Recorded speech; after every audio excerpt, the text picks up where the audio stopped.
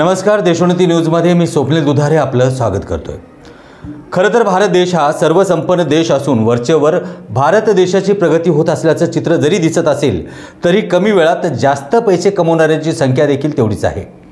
पैशाच्या जोरावरती माणुसकी विसरणारे माणसं देखील या देशात पावलागणित दिसून येतात। त्याचप्रमाणे धनदानगणकडे अमाप पैसा आल्यानंतर उधळपट्टी करायची तरी कुठे असं असताना बरेचसे तरुण हे व्यसनाधीन झाले आहेत। तर पैशाचा गैरवापर कुठे करता येतो हे ज्ञान देखील त्यांना शिकवायची गरज नाही। पुण्याच्या कल्याणीनगर परिसरात झालेला भयंकर अपघात आणि त्याला आलेलं वळण याला अनुसरून आज देशोन्नतीच्या माध्यमातून धनदानग्यांच्या मुलांसाठी वेगळा कायदा असतो का या विषयावरती आज या चर्चासत्राचं आयोजन करण्यात आलं आहे। या चर्चासत्रात आपल्यासोबत जोडले गेले आहेत पुण्यावरून वरिष्ठ पत्रकार आशिष तिवारी। नमस्कार तिवारी सर, तुमचं आमच्या या कार्यक्रमात हार्दिक स्वागत आहे। त्याचप्रमाणे आपल्यासोबत कायद्याचा अभ्यास करणाऱ्या फर्ग्युसन कॉलेजच्या विद्यार्थिनी ऊर्जा मिश्रा या देखील आपल्यासोबत जोडल्या गेल्या आहेत। ऊर्जा मिश्रा यांच्याबद्दल सांगायचं झालं तर ऊर्जा मिश्रा या लॉ स्टुडंट आहेत। फर्ग्युसन कॉलेजमध्ये ते शिकतात। विशेष म्हणजे G20 समिट दिल्ली येथे पॅनल चर्चेसाठी विद्यार्थी दूत म्हणून त्यांनी प्रतिनिधित्व केलं आहे। त्याचप्रमाणे नॅशनल ह्युमन राईट्स कमिशनमध्ये पॉलिसी फर्मिंग यूजसाठी देखील त्यांनी काम केलं आहे। पुणे विद्यापीठात अव्वल सुवर्ण पदक विजेता देखील ते आहेत आणि LLM साठी नुकतंच त्यांचं प्रतिष्ठित लंडन स्कूल ऑफ इकॉनॉमिक्समध्ये त्यांना नुकताच प्रवेश मिळाला आहे, ज्यामध्ये डॉक्टर बाबासाहेब आंबेडकर यांनी देखील आपलं शिक्षण पूर्ण केलं आहे आणि त्यांना कायदेशीर कामाचा अनुभव देखील आहे। तर चला तर आज वळूया आपल्या या कार्यक्रमाकडे। आपल्या कार्यक्रमाचा विषय आहे धनदानग्यांच्या मुलांसाठी कायदा वेगळा असतो का। पहिला प्रश्न मला आशिष सर तुम्हाला हा विचारायचा आहे की सध्या जो पुण्याच्या कल्याणीनगर परिसरामध्ये जो अपघात झाला होता, असे खरे तर अपघात हे वारंवार होत असतात देशामध्ये। प्रत्येक मिनिटाला या अपघाताची संख्या देखील वाढलेली आहे, पण असे अपघात दडपण्याचा जो प्रयत्न झाला फक्त आणि फक्त पैशाच्या जोरावर, काय वाटतं? मी तुम्हाला थोडस ह्या प्रश्नाचं उत्तर देण्याच्या आधी थोडस मी तुम्हाला एक असा प्रश्न विचारतो की हा अपघात झाला, पैशाच्या जोरावरती त्याला दडपण्याचा प्रयत्न झाला, परंतु भारतामध्ये महाराष्ट्रामध्ये विविध खाती विविध डिपार्टमेंट असे आहेत। ट्रॅफिक डिव्हिजन असेल, RTO विभाग असेल, पोलीस यंत्रणा आहे, बाकीचे जे जे ट्रान्सपोर्टेशनशी रिलेटेड आहे, यांनी कुणीही आजपर्यंत ह्या कुठल्याही गोष्टीची दखल घेतली नाही की आहे असे अपघात का होतात किंवा ह्याच्यामध्ये आपल्या नागरिकांमध्ये आपण अवेअरनेस करतोय का। तो धनदानग्यांचा मुलगा होता, त्याचा गुन्हा दाबण्याचा प्रयत्न झाला, डॉक्टरनी मेडिकल रिपोर्ट्स बदलले, सगळ्या गोष्टी आता समोर येत आहेत। काल पुण्यातले जे आमदार आहेत रवींद्र धंगेकर यांनी राजपूत जे आहेत अधीक्षक एक्साईजचे त्यांच्यावरती आरोप केले, त्यांच्या याद्या काढल्या बाहेर की आम्ही तुम्हाला एवढे पैसे देत होतो, वसुली होत होती। हे आधी का नाही निष्पन्न झालं हे तुम्ही तुमच्या चॅनलच्या माध्यमातून सगळ्यांना हा प्रश्न विचारा की एखादा निष्पापाचा बळी गेल्याच्या नंतरच आपलं शासन आणि प्रशासन जागृत होतं का। ह्या अगदी तुमचा हा प्रश्न अतिशय महत्वाचा आहे। आताही आपण पाहिलं घाटकोपरमध्ये जेव्हा होल्डिंग कोसळलं होतं, जी घटना घडली होती, त्याच्यानंतर प्रशासन जागी झालं आणि आपण पाहतो की वृत्तवाहिन्यावरती या बातम्या सातत्यानं होत्या की या ठिकाणी होल्डिंगवरती कारवाई करण्यात आली, त्या ठिकाणी अवैध होल्डिंग पाहायला गेलं। म्हणजे ह्या गोष्टी अपघात झाल्यानंतर होतात, हेच खरं आपल्या देशाचं आणि आपल्या राज्याचं हे दुर्भाग्य आहे। मी ऊर्जा मॅडम तुमच्याकडे येतोय। ऊर्जा मॅडम, खास तुम्ही एक विद्यार्थिनी आहात, पण देशाचं भविष्य जे आहे आता, म्हणजे खरं तर आपण राजकारणाविषयी बोलत नाही, पण मला थोडक्यात हे सांगायचं की आताची सध्याची महाराष्ट्राची जी परिस्थिती आपण पाहिली तर सगळ्याच काहीतरी गोंधळ चाललाय। पुढच्या पिढीसाठी हा आताची परिस्थिती खूप विचित्र आहे, काय वाटतं तुम्हाला? हो, नक्कीच आताची परिस्थिती विचित्र जरी असली तरी मला वाटतं त्याच्या मागे कारण सगळ्यात मोठा हाच आहे की आपल्या सगळ्या युवामध्येच जी एक अवेअरनेस लागते ती खूप जास्ती प्रमाणात कमी आहे। आणि हा जो जोश आता निर्माण झालेला आहे ह्या घटनेनंतर, हा जोश जो आहे यासाठी एक घटना का हवी असं मला वाटतं। कारण का जर हा जोश प्रत्येकामध्ये आतून येत असेल आणि ह्यासाठी त्यांचं शिक्षण हे सगळ्यात मोठं कारणीभूत आहे। कारण प्रत्येक विद्यार्थीला आत्ताच्या पिढीत फक्त अभ्यास करा, परीक्षा द्या, चांगले मार्क मिळवा आणि नोकरीला लागा, ह्या पुढचा मार्ग किंवा देशासाठी आपण काय मार्ग निवडावा हे दिसतच नाहीये। आणि मला वाटतं तो सगळ्यात मोठा असा कारण आहे की प्रत्येक जी युवा पिढी आहे ती अशा सोशल मीडियाच्या वर्ल्डमध्ये गुंतलेली आहे की त्यांना हा धक्का बसणं गरजेचं आहे। आणि ह्या सगळ्या मनात राजकारण जेव्हा आपण बोलतो ते पण कुठे ना कुठे फक्त इलेक्शनच्या वेळेला कामाला येतो असं मला वाटतं. कारण मागची 5 वर्ष कोणी बघत नाही, पण तुम्ही ह्या 6 महिन्यात बघा जे जे बदलाव झालेले आहेत सगळे. तर तो एक खूप मोठा प्रसंग घडण्याची गरज नको अशी मला वाटते. आणि त्यासोबत जो कायदा आहे, जो आपला संविधान आहे, तो फक्त आणि फक्त लॉ स्टुडंटने नाही पण प्रत्येक माणसानी समजून घ्यावं आणि त्यांच्या रोजच्या जीवनात ते आणलं पाहिजे. असं खूप जास्ती मोठा निर्णय आहे जो मला वाटतं शासनाने पण घेतला पाहिजे. अगदी अगदी. एक सेकंड. हा अतिशय महत्वाचा मुद्दा तुम्ही सांगितला आहे. खरंच ही काळजी करण्यासारखी गोष्ट आहे. आज आपण देशाचा 4था आधारस्तंभ म्हणून पत्रकारितेकडे पाहतो आणि आमचे हे कर्तव्य आहे की आताची जनजागृती करण्याची वेळ म्हणजे खूप गरजेचं आहे जनजागृती करणं. कारण जे प्रकार आता घडतात महाराष्ट्रामध्ये दररोज एक नव्यानं प्रकार घडतो आणि तो शेवटी त्याचा कुठेतरी ताळेबंद त्याचं राजकारणासोबत जोडल्या जातं. आताचाही अपघात तसाच झालाय. राजकारणासोबत हा प्रकार जोडला गेला आहे. काय सांगताय तिवारी सर, जर इथे निवडणुका नसल्या असत्या तर हा प्रकार कुठे दाबला गेला असता का? म्हणजे शेवटी राजकारणासोबत संबंध आला हे दिसून येतं. मी आपल्याला काल चर्चेमध्ये आपल्याशी चर्चा करत असताना काल महाजन सर ही खूप चांगली गोष्ट बोलले होते की हा जर प्रकार निवडणुकीच्या आधी झाला असता 100% रवींद्र धंगेकर हे आज पुण्याचे खासदार झाले असते. महाजन सरांनी जो हा मुद्दा मांडला, आज मला सांगा सोशल मीडियावरती एक पत्र व्हायरल होत आहे. तुमचं सुनील टिंगरेंचं एक पत्र आहे हसन मुश्रीफ साहेबांना दिलेलं की डॉक्टर सचिन तावरे यांना तुम्ही परत ससूनच्या अधीक्षक पदी बसवा. त्यांना अधीक्षक पद भेटलं नाही म्हणून त्यांना फॉरेन्सिक लॅबच्या HOD म्हणून बसवण्यात आलं. त्या माणसावरती ऑलरेडी आधी करप्शनचे गुन्हे होते, किडनी स्कॅम मध्ये तो माणूस इन्व्हॉल्व्ह होता. तरी सुद्धा एक समाजातला एक प्रतिनिधी अशा डॉक्टरला जर हे करत असेल, रेकमेंड करत असेल की तुम्ही यांना परत रिस्टेट करा, परत त्यांना तुम्ही काय म्हणतात कामावरती रुजू करून घ्या, हे आपल्यासाठी लज्जास्पद बाब नाहीये का स्वप्नीलजी? आपण ज्या लोकप्रतिनिधीला निवडून देतो ह्याच्यामध्ये राजकारण सोडून द्या. पुण्याच्या पालकमंत्र्यांनी ह्याच्यामध्ये उशिरा प्रतिक्रिया दिली. अजितदादांनी असं सांगितलं की मी ह्याच्यावरती बोलण्यापेक्षा कायद्याने काम चालू आहे, गृहमंत्री याचं उत्तर देत आहेत. गृहमंत्री येतात, हिट अँड रनच्या प्रकरणामध्ये कमिशनर साहेबांची 10 मिनिटाची वेळ घेतात, त्याच्यानंतर ते प्रेस घेतात. असं त्या 10 मिनिटांमध्ये काय झालं, मुख्यमंत्री गृहमंत्री आणि कमिशनर साहेबांमध्ये चर्चा की त्यांना 10 मिनिटं थांबून मग पत्रकार परिषद पुण्यामध्ये घ्यावी लागली. खूप संशयास्पद काही गोष्टी आहेत. विशेष म्हणजे आज आपल्याकडे आरोग्य विभागाचा कुठलाही व्यक्ती आपल्यासोबत आज जॉईन झाला नाही. तर मला हा अतिशय मोठा प्रश्न जो होता तो म्हणजे रक्ताचे जे नमुने आहेत ते अगदी शेवटच्या मोमेंटला ते चेंज करण्यात आले.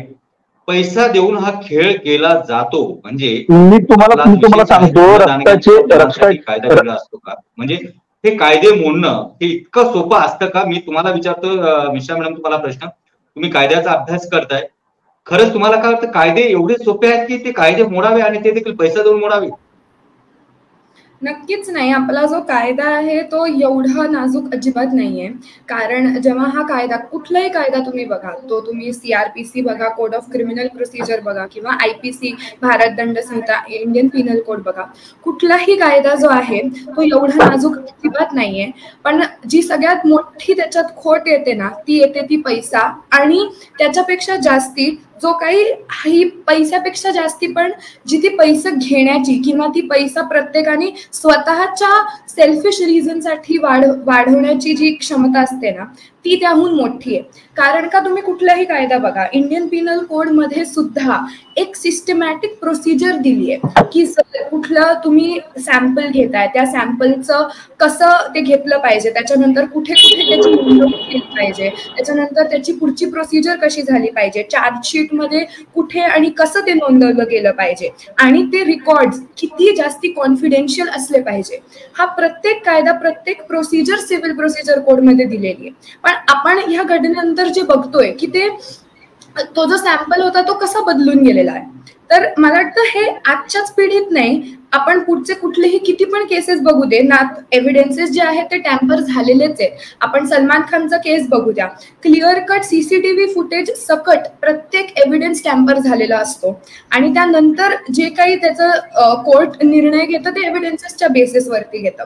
म्हणून मला वाटतं सगळ्यात मोठी जी प्रॉब्लेम येते ती हे एव्हिडन्सेस टॅम्परिंगमुळे येते, जबकि तो कायदा एवढा सशक्तपणे असल्यामुळे सुद्धा जो निर्दोषी असतो त्यालाच त्याच्यानंतर त्याचे दुष्परिणाम सहन करायला लागतात. आणि मला वाटतं आता ह्या सिच्युएशन मध्ये सुद्धा ते जे दोन्ही विक्टिम्स आहेत त्यांच्या पालकांना, त्यांच्या अख्ख्या कुटुंबाला जे काही सहन करायला लागते ते ह्या सगळ्यामुळे, ना की कायद्यामुळे, पण जे ते कायदा चालवणारी लोक आहेत ज्यांच्यावरती ते भार आहे की त्यांनी ते नीट चालवायला पाहिजे, प्रत्येक त्यांची प्रोसिजर नीट केली पाहिजे, ती न करता पैशाच्या मागे धावणं हीच मला वाटतं सगळ्यात मोठी खोट आहे. आणि युवांनी त्याच्या व्यतिरिक्त हे बघून त्याच्या पुढे यावं हे मला वाटतं.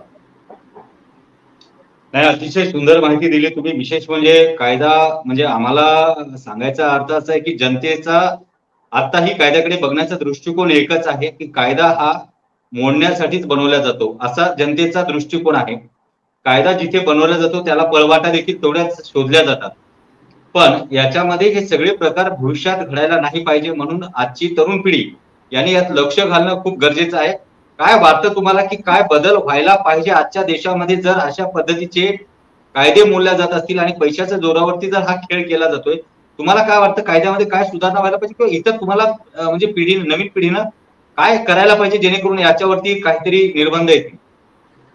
नक्कीच.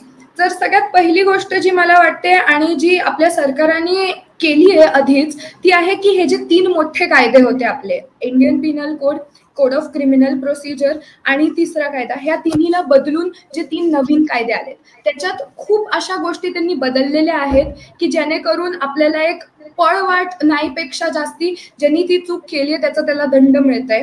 ही सगळ्यात पहिली गोष्ट. दुसरी मला असं वाटतं की प्रत्येकाला जे कायदे आहेत ते फक्त ह्या गोष्टीसाठी माहिती नको असू दे की ते त्यांच्या शिक्षणात आहे किंवा ते आपल्या देशासाठी आहे, पण एक नागरिक असून जेव्हा तुम्ही तुमचा हक्क मागता त्यासोबत तुमचं काय काय कर्तव्य आहे त्या हक्क सोबत जे येतं ते माहिती असलं पाहिजे. आणि तिसरं म्हणजे की हे जे कायदे आहेत ते भीती घालण्यासारखे नाहीयेत, कारण का आपल्या देशात काही म्हणलं तरी आता निर्भयाच्या जे कुठले 4-5 जे कुठले रेपिस्ट होते त्यांना फाशीला द्यायला 11 वर्ष गेली. किंवा आपण साधा नियम बघा, आपण ट्रॅफिक सिग्नल तोडतो, ट्रॅफिक सिग्नल तोडल्यानंतर माणसाच्या मनात भीतीच नाही हो. तुम्ही दुबईमध्ये जा, तुम्ही अमेरिकेत जा, तुम्ही लंडनमध्ये जा, माणसाच्या मनात ती भीती असते की मी जर हा कायदा तोडला तर मला ही शिक्षा असू शकते. जर त्या शिक्षेचं तुम्हाला की ह्यानंतर मला काय दंड बसणार आहे ह्याचीच जर मनात भीती नाहीये तर काय फायदा, किंवा त्या भीतीपेक्षा जास्त त्यांना कॉन्फिडन्स या गोष्टीचा जास्ती आहे की हे मॅनेज होऊन जाईल. आणि आपण ह्या युगमध्ये हे पण गोष्ट बघतो की ठीक आहे ना, सिग्नल तोडलंय, चला मामांना द्या 100, द्या 200, ही भीती जी आहे ना. याच प्रश्नाला धरून मी विशेष तिवारी सर तुमच्याकडे येतोय. आता जसं ऊर्जा मॅडम यांनी सांगितलं की 100-200 रुपये देखील देऊन कायदा मोडू शकतात. म्हणजे शेवटी आजचा कायदा जेव्हा संविधान लिहिल्या गेलं त्या संविधानाचा अर्थ म्हणजे सगळ्यांसाठी, म्हणजे अगदी गोरगरिबापासून ते उच्च लेवलपर्यंत सगळ्यांसाठी हे संविधान बनवण्यात आलं होतं. पण हे संविधानाची कुचंबना जिथं होतं, पैसे देऊन कायदा मोडलं जातं. पत्रकार म्हणून तुम्हाला काय वाटतं कशा पद्धतीनं जनजागृती आजच्या पत्रकारांनी करायला पाहिजे? कारण आजचा पत्रकार जो आहे कुठेतरी कोलाप्स झाल्यासारखा दिसतोय, पत्रकार कुठेतरी दबल्यासारखा दिसतोय, पाहिजे त्या गोष्टीवरती लिखाण होताना दिसत नाही. फक्त आणि फक्त राजकीय बातम्या ह्याच बातम्या असतात का, हा एक मुद्दा येतो. काय वाटतं तुम्हाला? मला एक सांगा स्वप्नीलजी, महाराष्ट्रातल्या मोजक्या नेत्यांना जर आपण सोडलं तर आज संविधान कोणी वाचलं? किती लोकांना संविधान माहिती आहे? तरुण पिढीने किती संविधानाचं वाचन केलं आजच्या तारखेमध्ये सांगा बरं?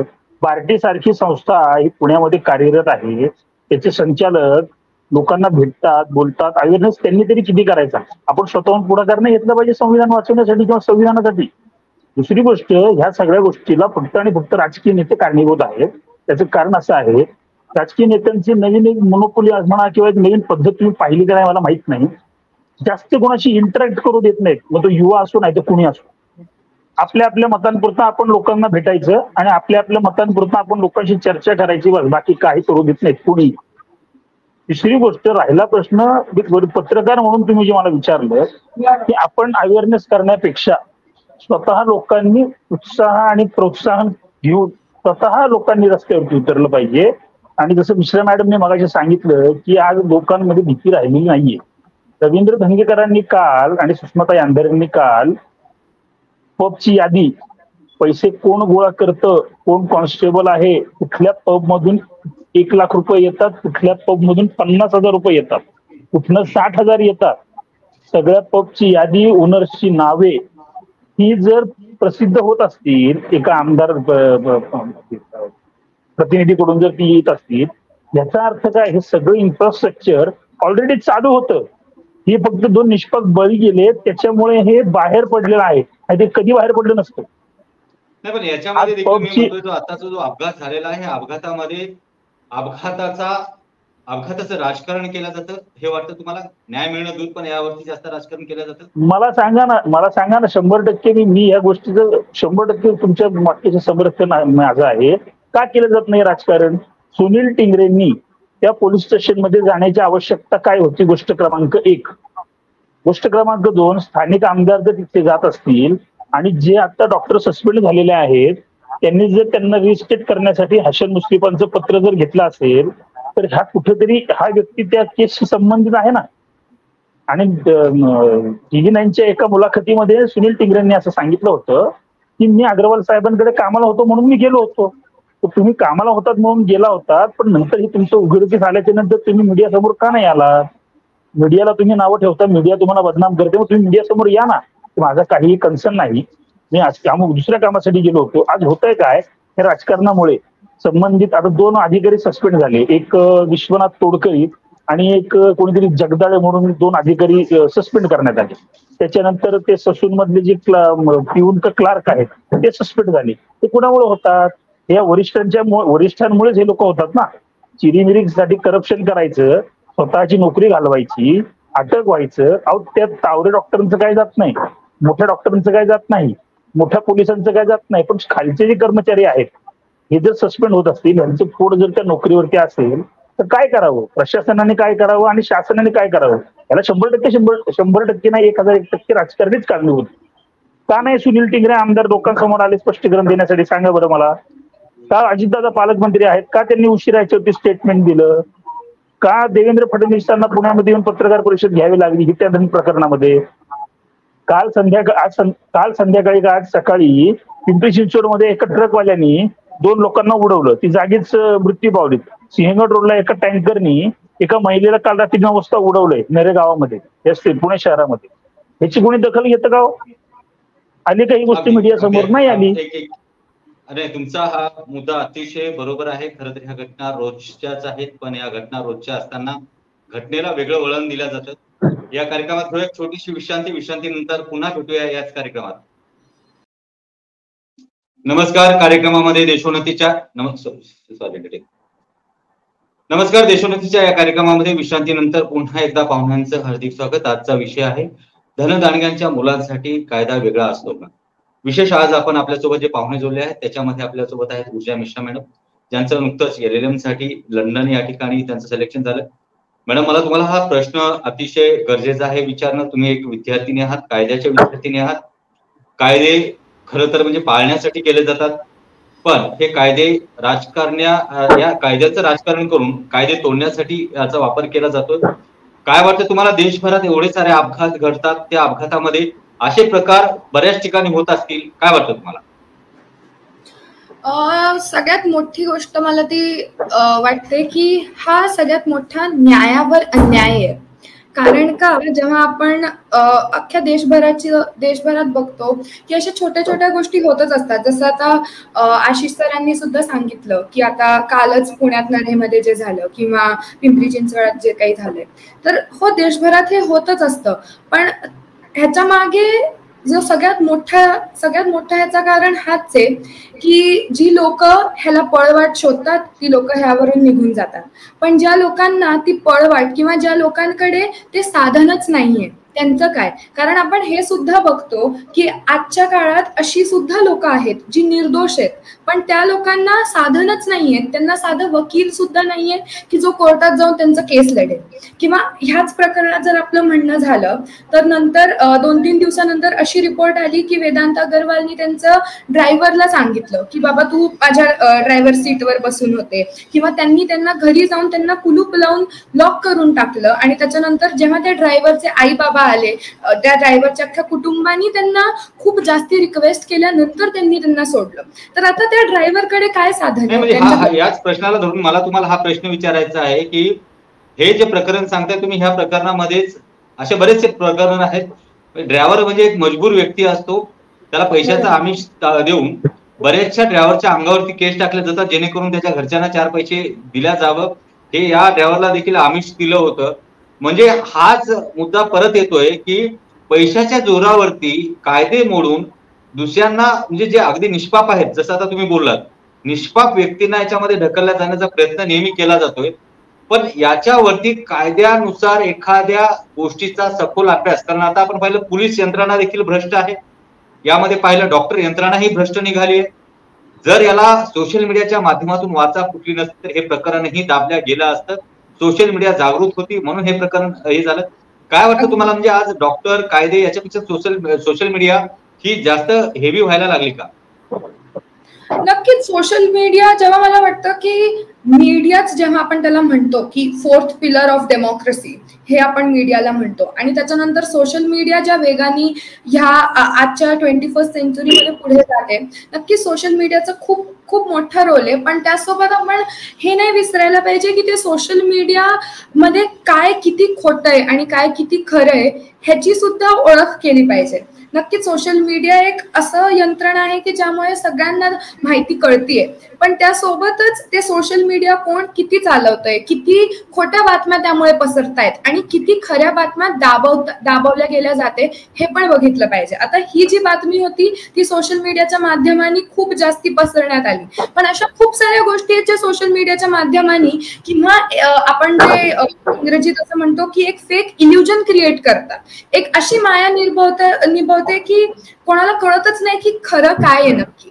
आणि आपला जो संविधान आहे तो कायदेशीरच आहे. हो, जेव्हा आर्टिकल 17 बद्दल आपण बोलतो ते सांगतं की राईट टू इक्वालिटी आहे, म्हणजे तो कोणी पण असू दे, तो एक साधा ड्रायव्हर असू दे किंवा तो अगरवाल सारखे मोठे बिल्डर असू दे, तो जो राईट टू इक्वालिटी ती प्रत्येकाकडेच आहे. तर कायदा जो आहे तो सगळ्यांसाठी सामान्यच आहे, पण ते कायदा ज्या लोकांच्या हातात दिलेला गेला आहे, जे पोलीस ऑफिसर असू दे, ते डॉक्टर असू दे किंवा ते वकील असू दे, हे लोक जे आहेत इथे जेव्हा ते आपल्याला लूप होल्स दिसायला लागतात त्यावेळेला मला असं वाटतं की वकील जे आहेत त्यांनी ही गोष्ट त्यांच्या हातात दिली पाहिजे की ऍक्च्युअल मध्ये जी गोष्ट घडलेली आहे ती कोर्टासमोर आणली पाहिजे आणि त्यानंतर त्याची प्रक्रिया जशी कायद्यात दिली आहे तशी झाली पाहिजे.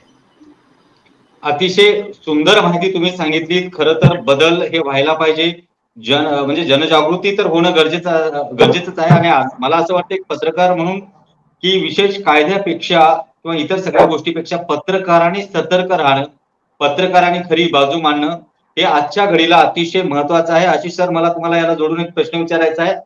पत्रकार म्हणून आजचे पत्रकार हे या बाबतीमध्ये अतिशय सतर्क राहणं गरजेचं आहे. पण सोशल मीडियाच्या काळामध्ये युट्यूब चॅनल्स आले आणि ज्याच्यामध्ये जे पत्रकार नाही तेही पत्रकार झाले, त्याच्यामुळे कुठेतरी बातम्यांचा विपर्यास होतो. काय वाटतं तुम्हाला? लोकांमध्ये पत्रकार ही संकल्पना जी आहे ती एवढी आदरस्थानी आहे, परंतु आजकालचे जे पत्रकार आहेत ते एवढ्या खालच्या थराला जाऊन, मी बेरक्या नारद जो आपला फेसबुकचा पेज आहे तो फॉलो करा, त्याच्यामध्ये तुम्ही पाहत असाल औरंगाबादमध्ये सकाळचे एक वरिष्ठ पत्रकार हनी ट्रॅप मध्ये सापडले, माहिती असेल तुम्हाला असं मला वाटतं. वरिष्ठ पत्रकार होते, त्यांनी बरेच सरकारी अधिकारी कर्मचारी सस्पेंड केले, न्यायाधीश सस्पेंड केले. आपण पत्रकार म्हणून आपली प्रतिमा अशी पाहिजे की आपण अधिकाऱ्यांना सस्पेंड करतो का आपली प्रतिमा अशी पाहिजे की लोकांनी आपल्याकडे एखाद्या गोष्टीचं ज्ञान घेण्यासाठी आपण आलं पाहिजे की आपण मला सांगा ह्याच्यावरती आपण काय करावं. आता ते राहिलेलं नाहीये. पत्रकारांची ही शोकांतिका आहे की एखादा प्रामाणिक, आपण पाहतोय की सध्या वृत्तवाहिन्यांवरती ज्या बातम्या सुरू आहेत, सकाळच्या प्रत्येक 2 बातम्यानंतर एक बातमी असतं की ह्या परिसरामध्ये गाडीवरती बसून मुलगा जात होता म्हणून त्याला अटक करण्यात आली. बारमध्ये आता पोलिसांचे छापे पडायला लागले. कमी वर्षाच्या वयाच्या मुलांना दारू दिली म्हणून मॅनेजर आणि वेटरवरती कारवाई केली जाते. अहो, वेटर हा भाग नाहीये. वेटरचं काम फक्त देणं आहे, पण याचं काम मॅनेजर हे देखील नाहीये. मग इथे देखील वाटतं का की पैशाच्या जोरावरती हे जे मालक आहेत ते कुठेतरी सुद्धा. ऊर्जा मॅडम, तुम्हाला काय वाटतं आताच्या ज्या बातम्या आपण पाहतो ह्या बातम्यामध्ये ह्याच बातम्या येतात, वेटर आणि मॅनेजरवरती कारवाई केली जाते, परत तोच प्रकार होतो. म्हणजे ही गोष्ट जिथं जे हॉटेलचा ओनर आहे तो धनदांडगा आहे, पैसा देऊन तो वेटरवरती केस टाकतो, असं वाटतं का तुम्हाला? हो, नक्कीच. आता आपण जेव्हा बघतो आणि की वेटरवरती कारवाई केलेली आहे किंवा त्यानंतर त्याची नोकरी गेली आहे, तर आता ह्या लोकांकडे ज्यांच्याकडे ना साधन आहे, ते त्यांच्या स्वतःच्या रोजच्या पोटगीसाठी पुढे मागे करत असतात. तर मला वाटतं त्या लोकांवरती कायदा खूप जास्ती प्रमाणात त्यांच्या मागे किंवा त्यांच्या सपोर्ट नसल्यापेक्षा जास्ती त्यांच्यावरती असा मोठा अवलंबून असतो की त्यांना कळतच नाही की त्यांनी कोणाकडे जावं. आता त्या वेटरला हाच मुद्दा, कारण हे मला म्हणायचं की याच्यामध्ये देखील उघड स्पष्टपणे दिसतं की आज ज्या कारवाई झालेल्या आहेत वेटर आणि मॅनेजरवरती, इथे देखील पोलिसांनी कुठेतरी मलिदा खाल्ला हे स्पष्ट असतानाही बातम्या अशा पद्धतीने दाखवल्या जातात. पण याला वाचा फोडायची म्हणजे कशी फोडायची? ह्या लोकांकडे जाऊन आता जेव्हा आपण इंटरव्ह्यू घ्यायला जातो तर मला वाटतं प्रत्येक पत्रकाराची ही पण जबाबदारी तेवढीच असते की ज्याप्रमाणे ते बाकीच्या बातम्या चालवतात त्या फक्त TRPच्या जोरावर नसून किंवा आता ही सगळी गोष्ट अख्ख्या देशभरात चालली आहे आणि ही बातमी अशी आहे की आता त्यांनी अख्ख्या भारताचंच त्याची निगराणी पुण्यावर ठेवली आहे. तर अशा काही ज्या गोष्टी आहेत किंवा अशा ज्या व्यक्ती आहेत, तो ड्रायव्हर असू दे किंवा त्या 2-3 वेटर असू दे, ह्यांचा स्वतःचा जाऊन वैयक्तिकपणे इंटरव्ह्यू घ्यावं किंवा त्यांना काय बोलायचंय, त्यांचं मत काय आहे, त्यांच्यावर काय काय टॉर्चर झालेलं आहे किंवा ते त्या सिच्युएशन मध्ये कसे प्रेझेंट होते आणि त्यांचं मत विदाऊट एनी प्रेशर जाऊन घ्यावं. त्यांचा इंटरव्ह्यू जो आहे त्यांच्यावरती कुठल्याही प्रकारची बळजबरी नकोय, ते त्यांना स्वतःला त्यांचं मत. आता जेव्हा वेदांत अग्रवाल किंवा विशाल अग्रवाल सारखी लोक येऊन एवढं पुढे जाऊन मीडियाच्या पुढे जाऊन किंवा सोशल मीडियाच्या इथे जाऊन त्यांचं मत सांगतायत की नाही बाबा मला तर असंच झालेलं आणि मी इथे नव्हतोच किंवा मी गाडीच्या मागे नव्हतोच, जेव्हा कमिशनर त्यांचे मत जाऊन किंवा जेव्हा मीडिया कमिशनरच्या मागे एवढं लागतेय, डॉक्टरांच्या एवढं मागे लागतेय की तुम्ही असं केलं, तर ठीक आहे, मला हे मान्य आहे की हे लोक ह्या सगळ्या ह्याच्यात ह्यांचं खूप मोठ्या प्रमाणात इम्पॉर्टंट रोल आहे.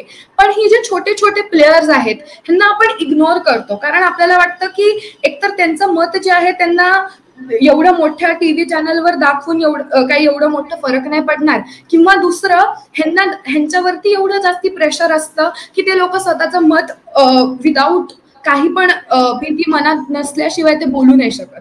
तर मला वाटलं पत्रकारांनीच त्यांच्याकडे जाऊन त्यांना एक आश्वासन द्यावं की कोणीही तुमचं नाही ऐकलं. अतिशय महत्वाचं आहे. ऊर्जा मॅडम, तुम्ही खूप छान ही माहिती सांगितलं की ऍक्च्युली या सगळ्या गोष्टीवरती एक काहीतरी अंकुश असायला पाहिजे. मला आशिष तिवारीजी, तुम्ही एक महत्वाचा मुद्दा आपल्याला हेच म्हणायचंय की आजच्याही बातम्यामध्ये तुम्हाला कुठे शंका नाही वाटत की जिथे वेटर आणि मॅनेजर वरती कारवाई करणं कितपत योग्य आहे, म्हणजे पैशाच्या जोरावरती हा खेळ होतो, हा स्पष्ट दिसून येतं. काय वाटतं तुम्हाला? मला मिश्रा मॅडमच्या एका वाक्याचं मी समर्थन करतो की भारतामध्ये अशा बऱ्याच केसेस होतात परंतु मीडिया त्याची एवढी दखल घेत नाही जेवढी ह्या प्रकरणाची दखल घेतली. मला सांगा, वेदांत अग्रवालला जामीन झाल्याच्या नंतर परत त्यांना अटक करण्यात आली. साधा वेटर किंवा साधा कोणी कामगार मॅनेजर असला असता तर तुम्ही त्यांना हातकटी टाकून आणलं असतं, बेड्या घालून आणल्या असत्या. वेदांत अग्रवालच्या आजोबांना तुम्ही बेड्या घालून आणलं का हो? नाही आणलं. विशाल अग्रवालला तुम्ही बेड्या घालून आणलं का? नाही आणलं. त्याच्या मुलाला बेड्या घातल्यात का? नाही घातल्या. ते खांद्यावरती हात ठेवून आणताय त्याला. आता तो एक धनाढ्याचा मुलगा म्हणून कायदा सगळ्यांना सारखा आहे ना, तर तुम्ही त्याला बेड्या का नाही घातल्या? तर कमिशनर साहेबांनी पहिल्यांदा त्याला बाल हक्क सुधारगृहामधून त्याला जामीन भेटला, सगळं झालं.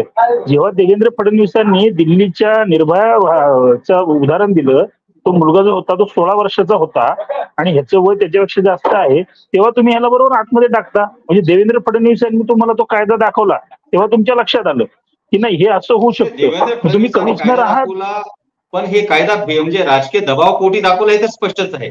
मी ऊर्जा मॅडम तुम्हाला प्रश्न विचारतो की जिथे सुरुवातीला त्याच विद्यार्थ्याला 300 शब्दाचा निबंध लिहा ही शिक्षा होते, हे भारताच्या म्हणजे अगदी संविधानासाठी, कायद्यासाठी आणि जनतेसाठी हास्यास्पद बाब आहे. त्याचबरोबर ही गोष्ट किती लाजिरवाणी आहे की एवढा मोठा दोघांचा बळी गेलेला असताना 300 शब्दाचा निबंध, ह्या गोष्टी आपल्या देशाच्या संविधानाला कितपत शोभतील, तुम्हाला काय वाटतं या संदर्भात?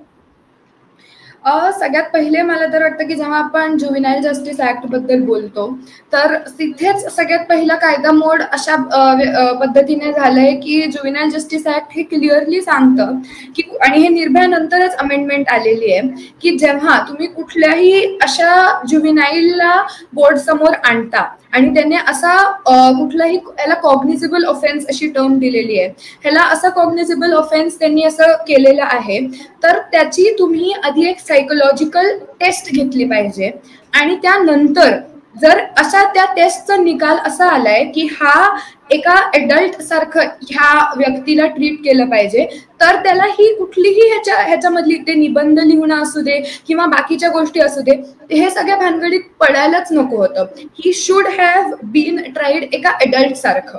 कारण का हीच अमेंडमेंट नंतरची जी पहिली ज्युव्हेनाइल जस्टिस ऍक्टला झाली तीच तिथे फॉलो केलेली गेली नाही. आता ती का केली फॉलो? पण याच्यामध्ये मला एक सांगा की आता जो प्रकार घडला हा मला तरी वाटतं की इतिहासात पहिल्यांदा घडला असेल की 2 व्यक्तींचा बळी गेल्यानंतर त्याला शिक्षा म्हणून 300 शब्दाचा निबंध, हा फक्त ही कारवाई म्हणजे याच्यामध्ये तर ज्याने ही शिक्षा दिली ते तर हे खरंच अतिशय वाईट गोष्ट आहे, पण हीच शिक्षा गरीबाचा एखादा अतिशय हुशार विद्यार्थी असला असता आणि त्यांनी 2 बळी गेले असते तर त्याला 300 शब्दाच्या ऐवजी यांनी ही शिक्षा दिली असती का? काय वाटतं तुम्हाला?